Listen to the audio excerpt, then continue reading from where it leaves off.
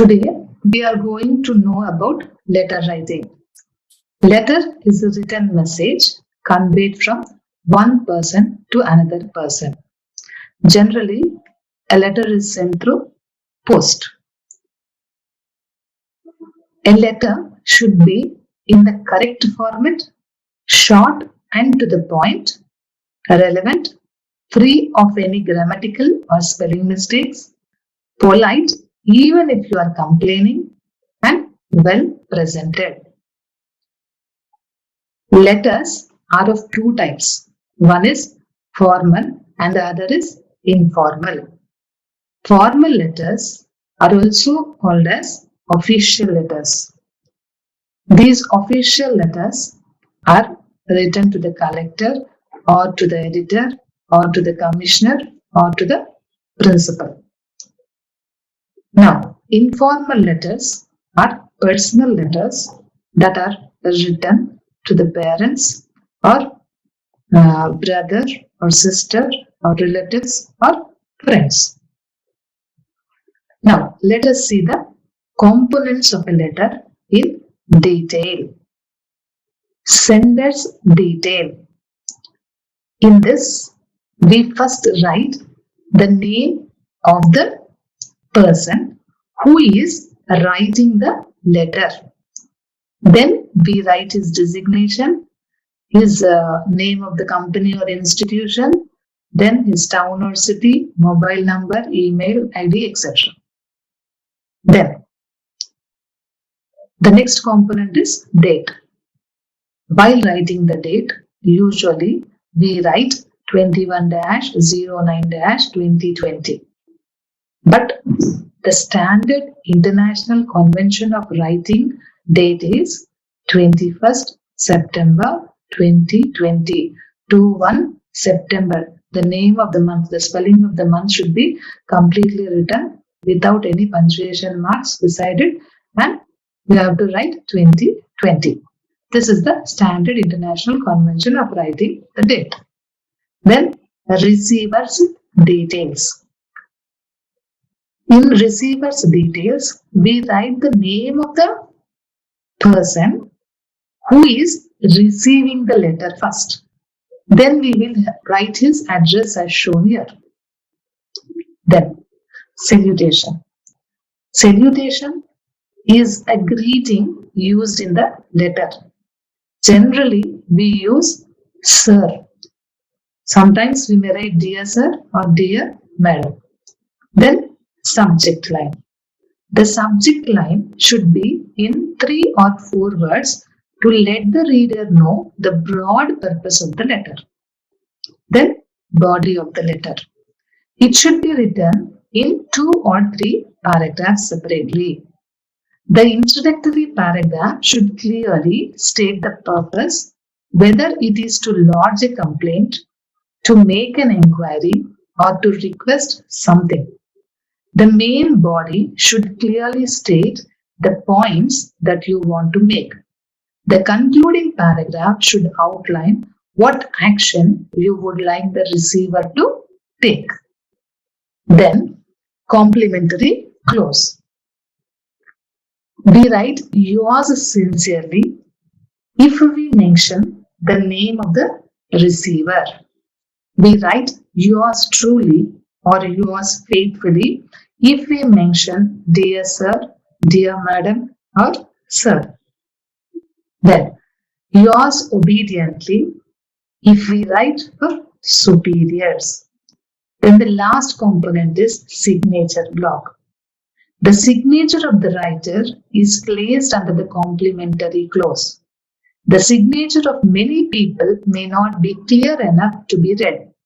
So, it is important to write your name below your signature in block letters. Okay? Now, let us revise the components of the letter. We have to remember to write sender's details, date, receiver's details, salutation, subject line, body of the letter, complimentary clause, and signature block. Remember to cover all these components.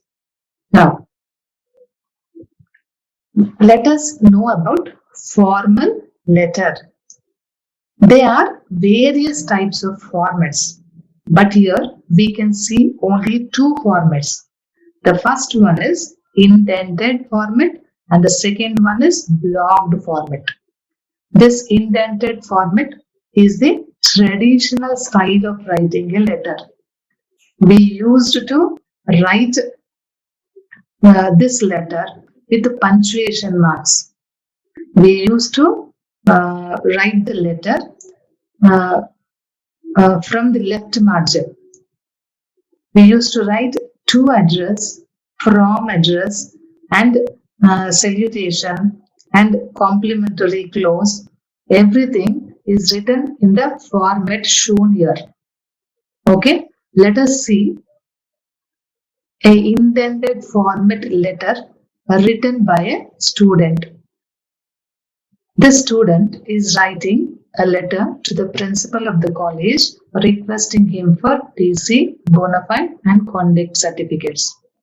He is writing the letter, he started writing the letter with his address first. Then he wrote the date with a comma here with punctuation mark. Then he wrote the receiver's address, then salutation, then subject is written in the middle here. Then he started the body of the letter here, and then he wrote the thanking you sir and complimentary clause and signature is written here. This is the old style of writing a letter to the officer. See here, R. Nishant, house number, Jubilee Market, Kazipet. Date to the principal, Government Junior College, Hanmakonda. Sir, subject, request for TC, bona fide and conduct certificates. I was a student of MPC English medium in your college during the years 2018-2020. I passed intermediate in March 2020 with 86% marks. My roll number was 25. I am very happy to inform you that I have secured a good rank in TSMSET exam. This was largely due to the coaching provided by the lecturers of this college. I would like to thank all of you from the bottom of my heart. I am in need of my intermediate, transfer, bona fide and conduct certificates. I have cleared all the dues in the college. Hence, I request you, sir, to instruct the office to issue the needed certificates at the earliest possible. Thanking you, sir. Yours obediently, his signature and his name in block letters is written here. This is indented format, that is traditional style of writing a letter. This traditional style of writing a letter will be treated as correct in the examination. But let us learn the current style of writing the letter, that is blocked format, which we are supposed to learn in our syllabus in this year. So we'll try to learn about blocked format. In blocked format, we start all the 8 components from the left margin. Hope you remember the components, 8 components. That is the receiver's first sender's address, then date, then receiver's address, salutation, subject line, body of the letter, complimentary clause and signature. All will start from the left margin itself, and there is no need of punctuating.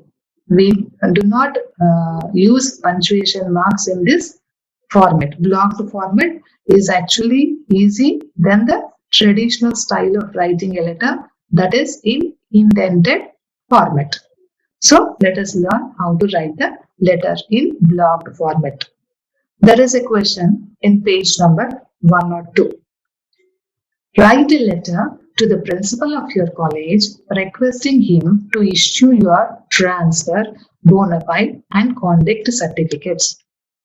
For this, we are writing a letter in the name of Rahul. B. Rahul, house number 2-124, Subedari, Warangal.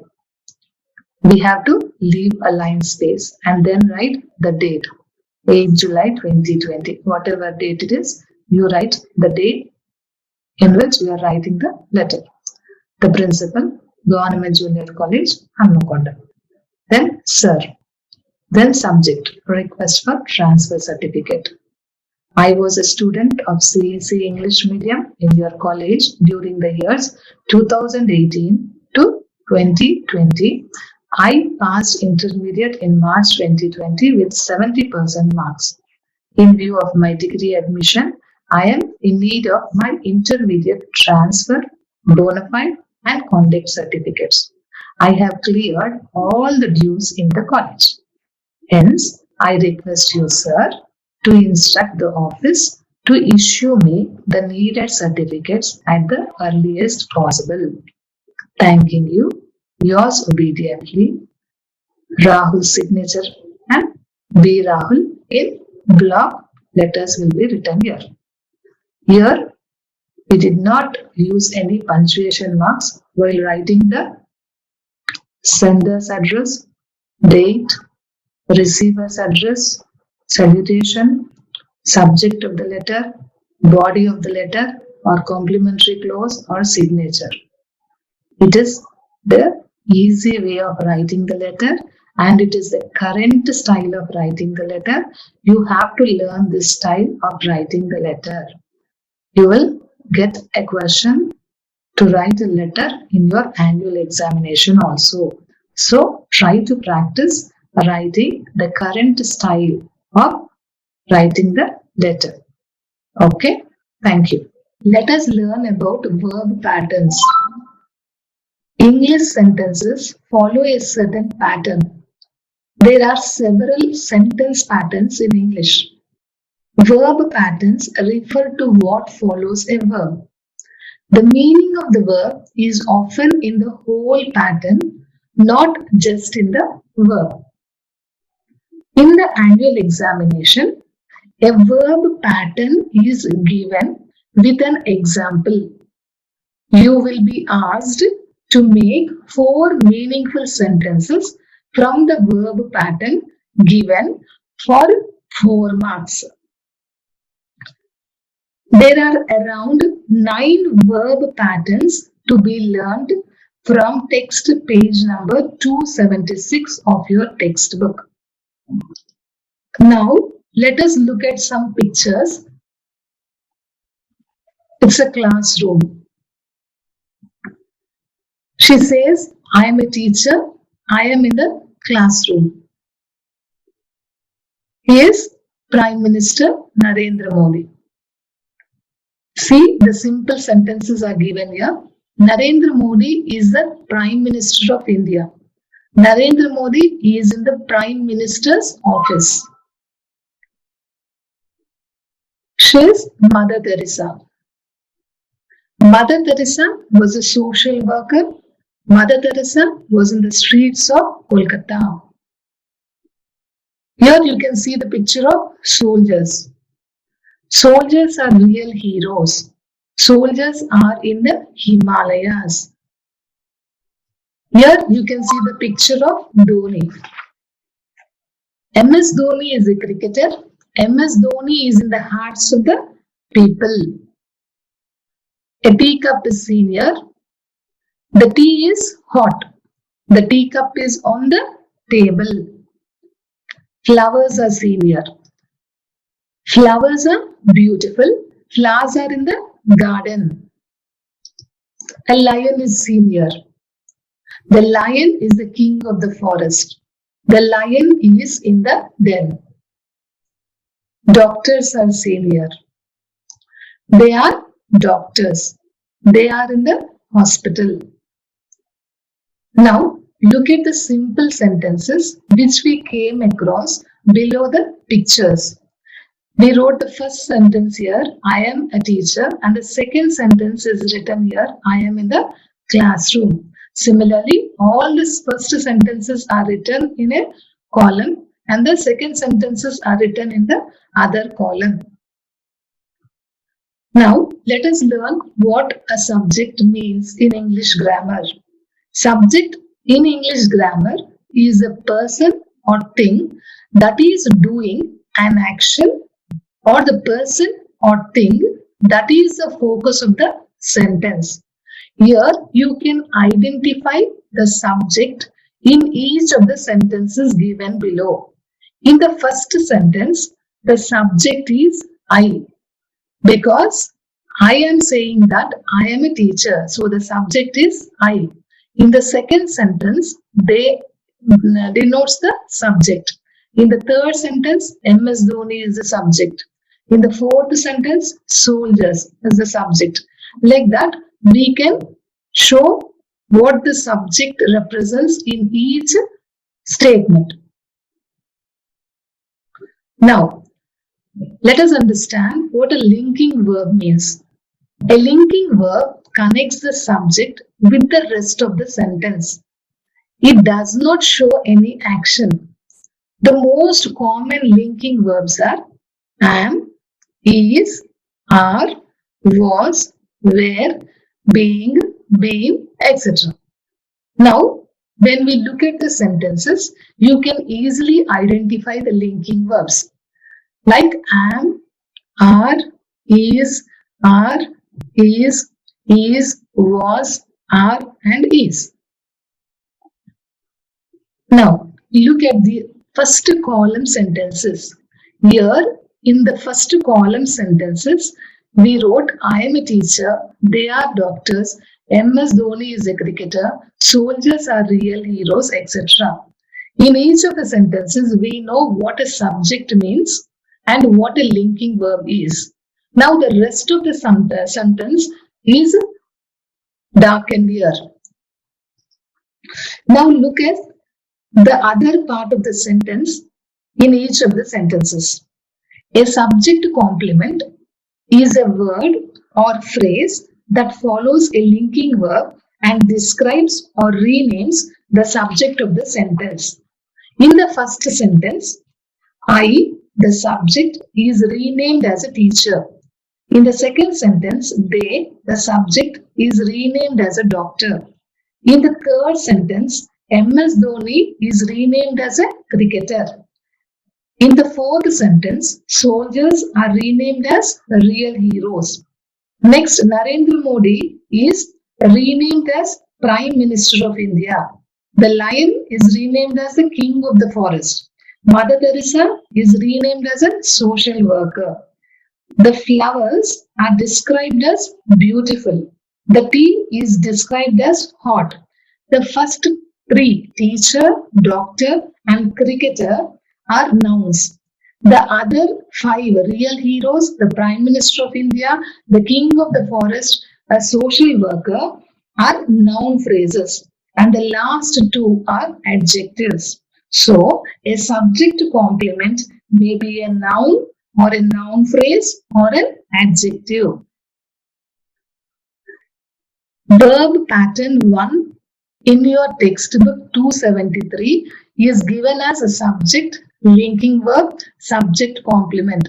We learned about the subject, linking verb, and subject complement. So now we can make 4 meaningful sentences easily. When we are asked to make 4 meaningful sentences of this verb pattern, that is subject, linking verb, and subject complement, we must be in a position to write the meaningful sentences. So try to remember at least 4 sentences from this pattern. Now look at these sentences, the sentences from the second column, which we have seen in the other slide. In these sentences, the linking verb is followed by a phrase which expresses some place or location. It is called the complement of the verb.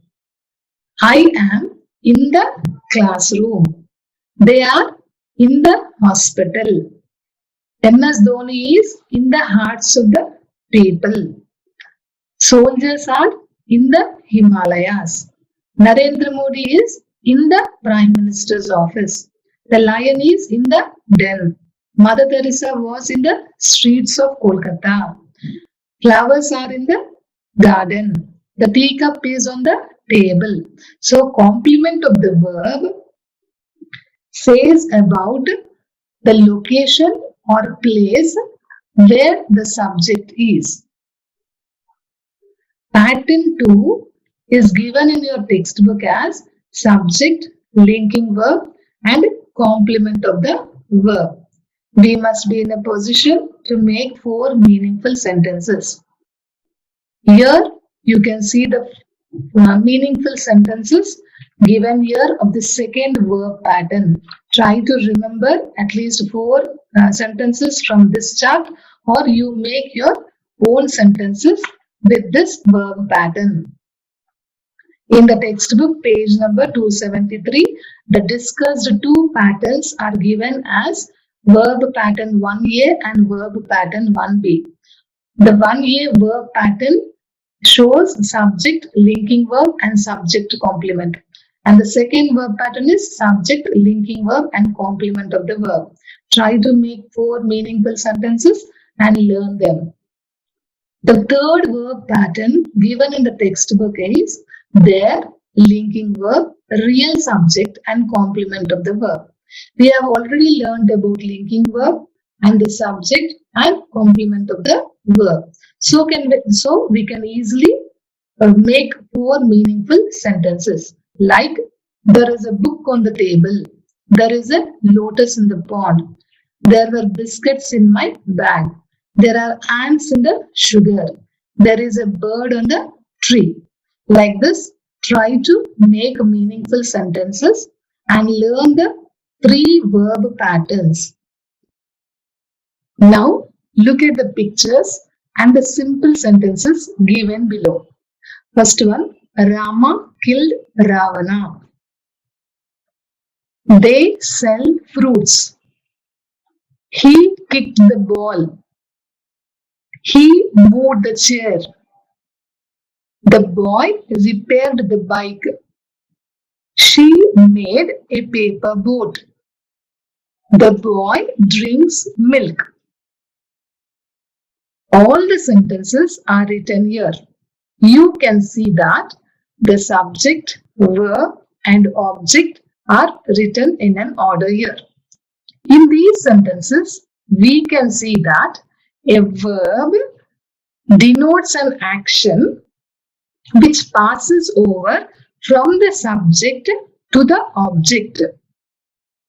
For example, Rama killed has no meaning if object Ravana is not in the sentence. They sell fruits. They sell has no meaning without the object fruits. Similarly, in all the sentences, in absence of the object word, the sentences have no meaning.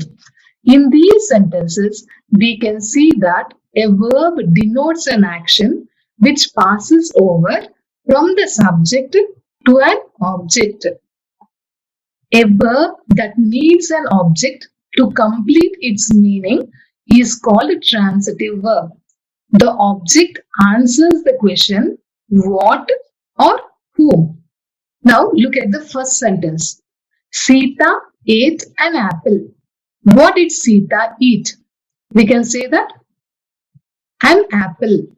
Now second one. I met an old man. Whom did I meet?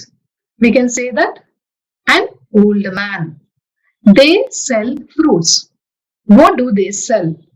Fruits. They help the villagers. Whom did they help? Villagers.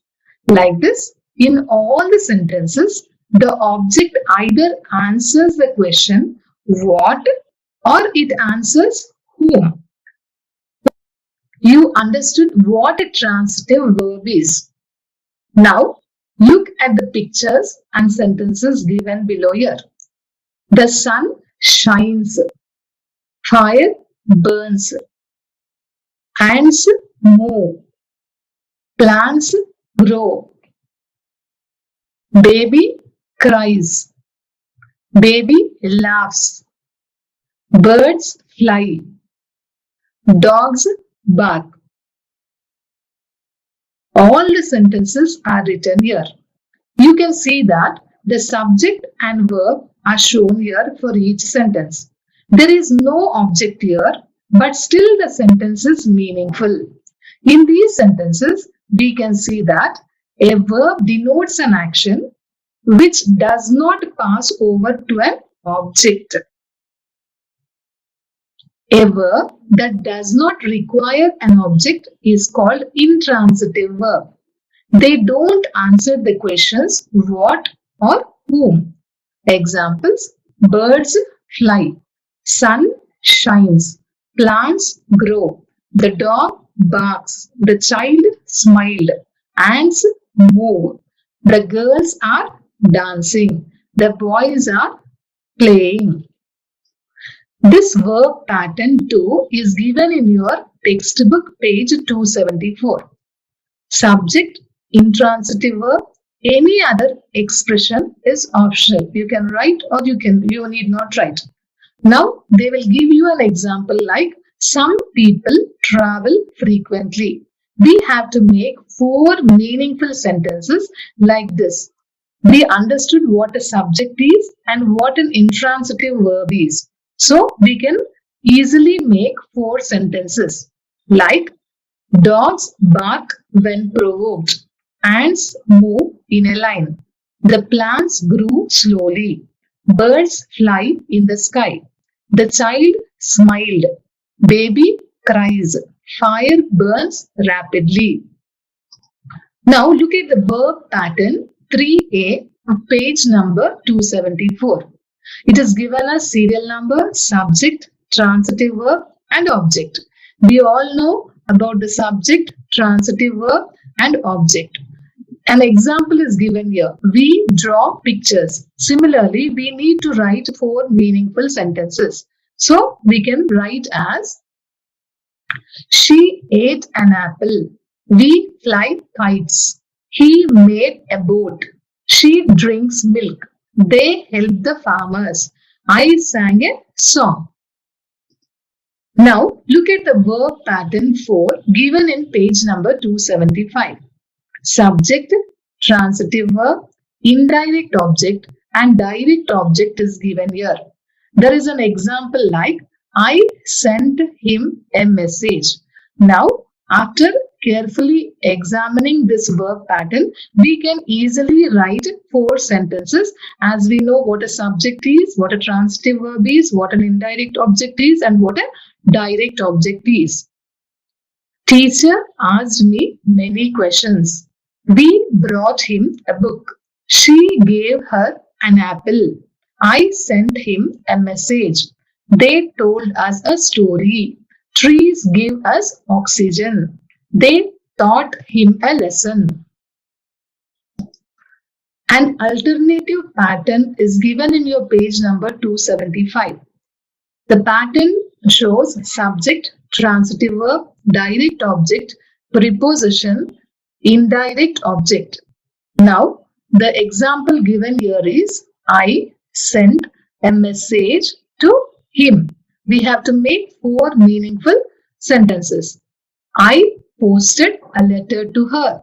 I gave a pen to him. They kept a gift on table. She sang a song for audience. Teacher asked a question to me. They told a story to us. They taught a lesson to him. Verb pattern is given in page number 275. Subject, have or has or had and a noun. Example is given as they have a flat. It's very easy. We can make 4 meaningful sentences like she has a car. We have a house. I have a pen. The house had 2 doors. They have boats. She has a smartphone. I had a computer. Verb pattern 5 is given in page number 276. Here subject, verb, object and object complement is given and the example is the children kept the windows closed. Here you know what a subject is, what a verb is, what an object is. Object complement describes or renames the object. With this verb pattern, we need to make 4 meaningful sentences.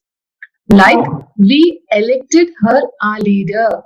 They painted the wall green. They named the boy Rahul. That book made her famous. We consider the matter very urgent. He painted the car red. That case made the lawyer famous.